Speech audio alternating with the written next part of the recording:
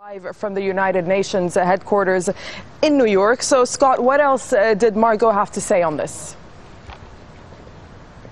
Well, she said a couple of other things as well that are very important, and one thing to backstep a little bit here is why she was there is because there's a more effort by the United Nations to bring the gender issues to the forefront. Specifically, obviously, what her briefing was today, Wallstrom's briefing to the Security Council, was about sexual violence in conflict. And she phrased that in a very interesting way because she really wanted to put a broad basis to why it's important and why she should be speaking to the Security Council about this. And this is what she had to say.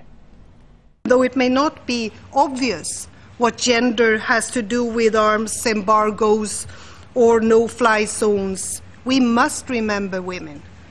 Our endeavors to uphold international security will not be comprehensive unless they include efforts to end sexual violence before it has begun.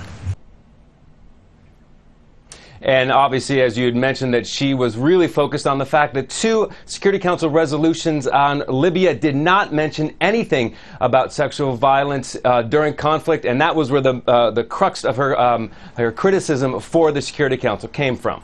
And Scott, you know, I'm just wondering that how come this has come to light now?